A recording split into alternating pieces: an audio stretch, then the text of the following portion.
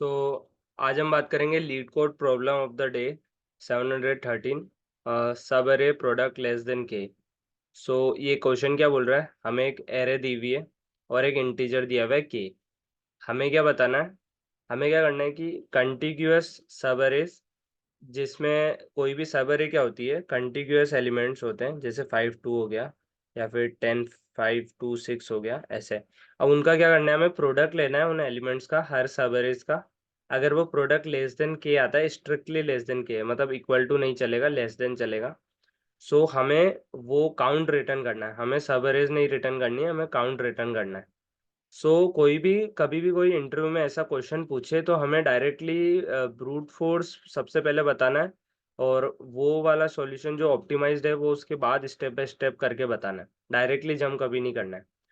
हमें एरे ये दी हुई है और ये तो अभी हम क्वेश्चन एक बार समझते हैं। तो वाइट बोर्ड पे आ जाते हैं।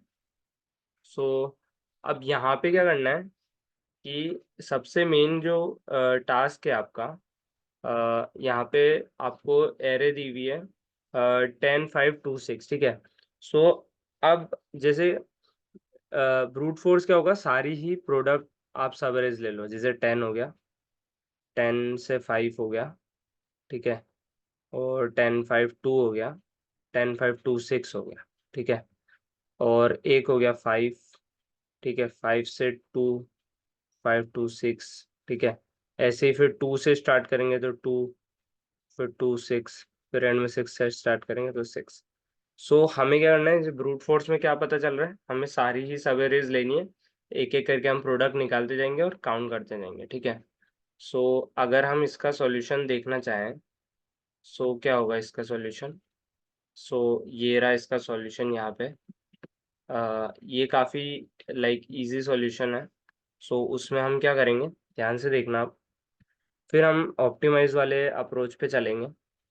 सो अगर हम इसको थोड़ा सा जूम इन कर दें आपके लिए, अब देखो, के की वैल्यू अगर 0 या फिर 1 है तो हमें पता है कि सारे जो एलिमेंट्स हैं वो पॉजिटिव है, 1 या 1 से बड़े हैं, इसमें क्वेश्चन में कंस्ट्रेंट गिवन है हमें, ठीक है। अगर मैं आपको कंस्ट्रेंट दिखाऊं यहाँ पे, या 1 से ग्रेटर है, ठीक है। अब क्या होगा यहाँ पे, के की वैल्यू अगर 0 या 1 है तो हमें पता है कि हमें स्ट्रिक्टली लेस देन बताना है। और अगर के की वैल्यू 0 या 1 है, ठीक है, तो उससे नीचे कभी प्रोडक्ट हो ही नहीं सकता, क्योंकि मिनिमम से मिनिमम प्रोडक्ट कितना होगा, 1 या 1 से ज़्यादा होगा, ठीक है। तो हमने उसके लिए रिटर्न 0 कर दिया।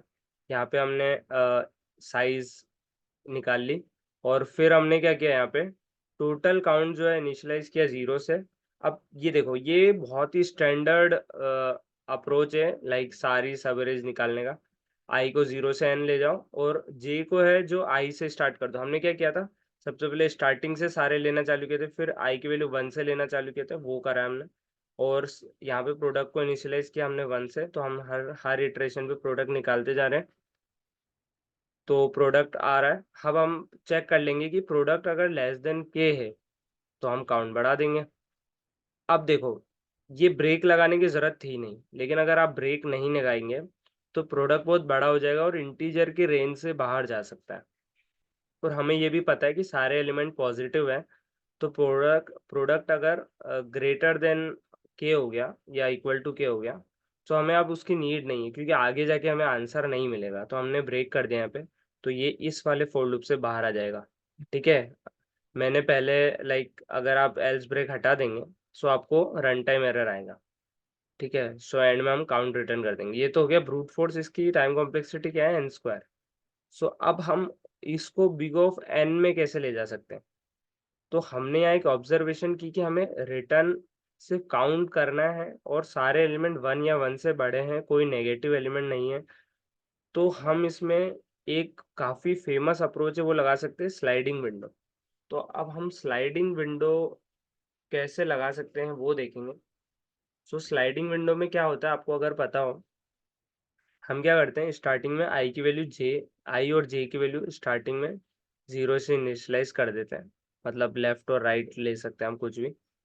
और हम क्या करेंगे, इसको आगे बढ़ाते जाएंगे, जो राइट साइड का है उसको बढ़ाते जाएंगे, और तब तक बढ़ाएंगे तब तक कि हमारा जो के है वो जो है जो सब एरेज का प्रोडक्ट है वो हमारा लेस देन के है क्या, तब तक हम बढ़ाते जाएंगे। मतलब जैसे 10 आया, ठीक है, तो अभी प्रोडक्ट कितना 10 5 हो गया, तो 50 हो गया प्रोडक्ट। फिर क्या हो गया 100 हो गया। अब जैसे ही 100 हुआ देखो के बराबर आ गया, तो अब हम क्या करेंगे, अब हम क्या करेंगे, जो पीछे वाला पॉइंटर था लेफ्ट साइड का पॉइंटर, या फिर आप उसको जो भी आई जे के टर्म्स में ले, तो लेफ्ट साइड का पॉइंटर आप माइनस प्लस प्लस करते जाएंगे। तो अब अभी क्या हमारा है 10 5 2, अब हम 10 हटा देंगे, तो अब प्रोडक्ट कितना रह गया, सिर्फ 5 और 2, 5 2 जा 10। तो अब हमारा क्या आ गया, रेंज में आ गया। अब हम सबसे इम्पोर्टेंट ये चीज़ है कि काउंट कैसे निकालेंगे कोई भी सब एरेज का रेंज का। जैसे ये है, तो ये अगर रेंज ले हम, तो इसका काउंट कैसे निकालेंगे, काउंट ऑफ सब एरेज। तो अगर आप इसमें देखिए तो क्या होगी, 10, सिर्फ 10 होगा, 5 होगा और 10 5 होगा, तो 3 आ रहा है इसमें। तो ये कैसे निकालेंगे, तो हम ये बोलेंगे कि हाँ, starting at left end ending at right. So अब क्या बोलेंगे अपन, 10 हो गया, 10 5 हो गया, तो इसका फॉर्मूला एक आ रहा है, राइट माइनस लेफ्ट प्लस 1। तो उसमें क्या हो रहा है, नंबर ऑफ एलिमेंट्स कितने वो देख लो आप। देखो जैसे सिर्फ 10 5 की अगर हम बात करें, ठीक है, लेफ्ट कितना है यहाँ पे 0, राइट कितना है 1। सो राइट माइनस लेफ्ट प्लस 1, सो कितना हो गया 2। अब ये 2 क्या है, 2 ये है कि एंडिंग एट 5, आप बताओ कि कितनी सब एरेज पॉसिबल है। सो एंडिंग एट सब एरेज कितनी हो सकती है, हम यहाँ से स्टार्ट करेंगे, एक मतलब एक तो 10 5 हो गई और एक सिर्फ 5 हो गई, ठीक है। सो मतलब कहने का मतलब नंबर ऑफ एलिमेंट जितना होंगे ना उतना होगा। नंबर ऑफ एलिमेंट्स कितने 2, तो हमारा ऐसे काउंट करके 2 आ जाएगा। अब मैं आपको कोड से समझाता हूँ और अच्छा समझ आएगा आपको। सो कोड के लिए हम क्या करेंगे, सो अपने एडिटर इस साइड चलते हैं। सो कोड से आपको क्लियर समझ आ जाएगा कि क्या अप्रोच है। सो अगर हम कोड की बात करें, सो कोड में क्या है देखो, ये तो मैंने आपको पहले ही बताया था, आई की वैल्यू, अगर के की value less than equal to 1 है तो रिटर्न 0 कर देंगे हम, ठीक है। क्योंकि के की वैल्यू 0 या 1 होगी तो आंसर 0 ही आएगा, क्योंकि मिनिमम प्रोडक्ट कोई भी सवेरे का 1 होगा, तो उस के की वैल्यू उससे कम नहीं हो पाएगा। एन हो गया, टोटल काउंट होगा और प्रोडक्ट होगा, ये इनिशियलाइज कर दिया हमने। अब देखो, अब सबसे मेन चीज़ है यहाँ पे, वो ध्यान देना। हमने क्या किया, लेफ्ट को इनिशियलाइज कर दिया 0 से, राइट को 0 से, ठीक है। और राइट लेस देन एन, जब तक राइट एन से बाहर नहीं जा रहा है, और राइट प्लस प्लस। अब प्रोडक्ट को हम मल्टीप्लाई करते जा रहे हैं, नम्स ऑफ राइट हम लेते जा रहे हैं, जो कि स्लाइडिंग विंडो में होता है। अब फिर हमने ये चीज़ क्या लगाई, हम उसको, अगर प्रोडक्ट हमारा के या के से बड़ा हो जाता है तो हम क्या करेंगे, नम्स ऑफ लेफ्ट को हटाते जाएंगे और प्लस प्लस कर दिया। ये क्या है, पहले लेफ्ट नम्स ऑफ लेफ्ट से डिवाइड होगा, बाद में प्लस प्लस होगा, ठीक है। तो पोस्ट इंक्रीमेंट है, बाद में प्लस प्लस होगा। तो हम क्या कर रहे हैं, उधर से हटाते जा रहे हैं, ठीक है।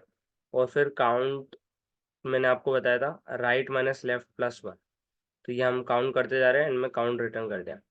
अब आपको ये अगर समझ नहीं आ रहा तो आप ये ध्यान से ये देखें कि राइट पे एंड होना है हमको, उसके काउंट बताओ। मान लो आपका कोई, जैसे कोई भी एलिमेंट है, जैसे 1 2 3 4, ठीक है। अब आप बताइए, 4 पे एंड होना है आपको, स्टार्टिंग आपको 1 से 1, तो आप कितनी सवेरेज होगी, एक तो ये हो गई, एक ये हो गई, एक ये हो गई और एक ये हो गई।